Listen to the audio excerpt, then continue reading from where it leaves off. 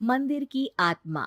गांव बापस्ती की पहाड़ी पर एक मंदिर था जो कई वजहों से प्रसिद्ध था। बापस्ती के परिवारों में आपसी सौहार्द बना हुआ था। इसकी वजह उस मंदिर को ही बताया जाता है। अरे ओ विमला, ये इस मंदिर की कहानी क्या है रे? अरे ये मंदिर इस गांव के लिए बहुत ही शुभ है। अरे शुभ तो है, तो फिर भी लोग इस मंदिर से दूर क्यों रहते हैं? ये इतना वीरान क्यों रहता है? अरे बड़े बुजुर्ग कहते हैं कि मंदिर में आत्माओं का राज है जो लोगों की मदद करते हैं, लेकिन मंदिर से सभी को दूर भी रखते हैं। अरे ये कैसी आत्माएं हैं जो लोगों की मदद भी करते हैं और लोगों को मंदिर से दूर भी रखते हैं? अरे यही चलता आया है यहाँ पर, इसीलिए कोई कुछ बोलता नहीं। क्योंकि जिसके घर में कोई भी परेशानी होती है तो बताते हैं कि इस मंदिर से उन्हें मदद मिलती है। अरे वाह, ये तो अच्छी बात है। तभी इस गांव में इतनी खुशहाली दिखती है। तभी बाहर किसी की चीखने चिल्लाने की आवाज आती है। दोनों बाहर निकलती हैं तो देखती हैं कि गांव के एक बुजुर्ग रो रहे हैं क्योंकि शहर से उन्हें कोई बुरी खबर मिली है। अरे क्या हुआ चच्चा, रो क्यों रहे हो आप? हाँ चाचा, बताओ ना, हुआ क्या? अरे क्या बताऊं बेटे, मेरा बेटा शहर गया हुआ था कमाने, लेकिन आज खबर मिली है कि उसका एक्सीडेंट हो गया। वो अस्पताल में भर्ती है। अरे तो इसमें परेशान होने की क्या बात है चाचा, जाओ शहर और बेटे का इलाज करवाओ। हाँ चाचा, विमला सही कह रही है। आप शहर जाओ और इलाज करवाओ।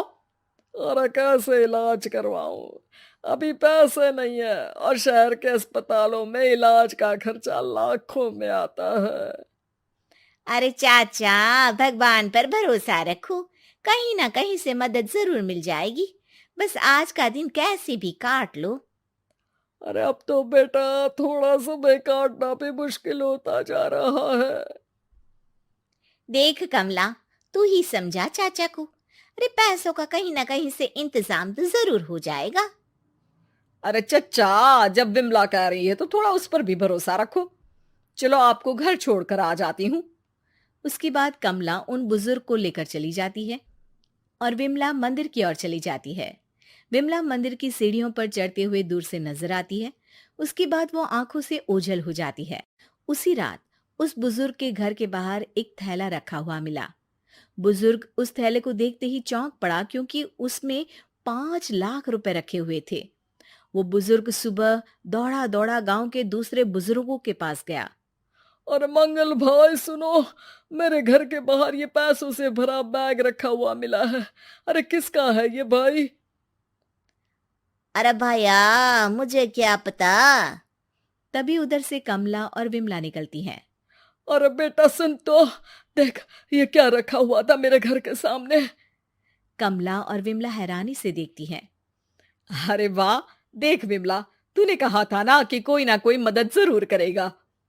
अरे भगवान सबकी मदद करते हैं, ये पैसों की मदद भी भगवान ने ही भेजी है। और क्या।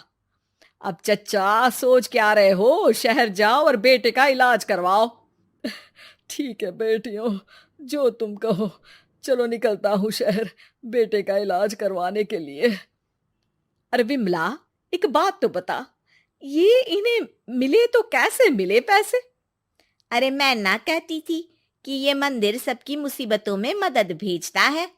अरे वाकई बड़ी पुण्य आत्मा है मंदिर में।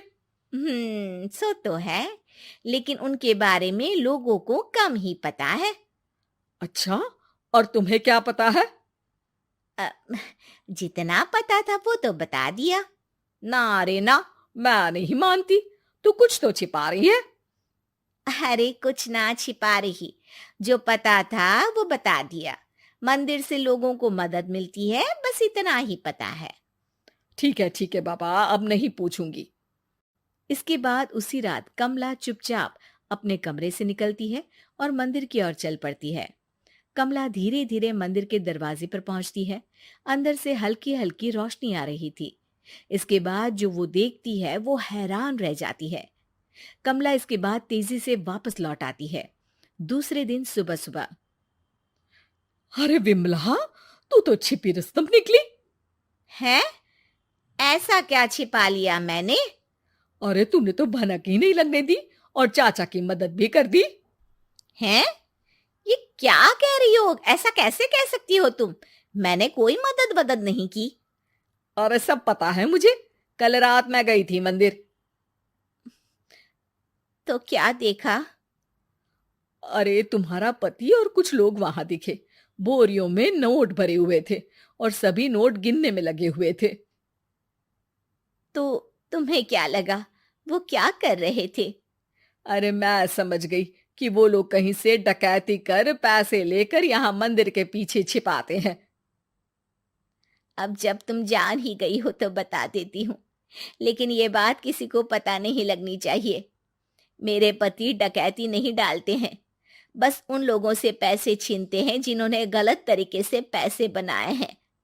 और फिर लोगों की मदद करते हैं। यही है वो पुण्य आत्माएं जो लोगों को मदद पहुंचाती है।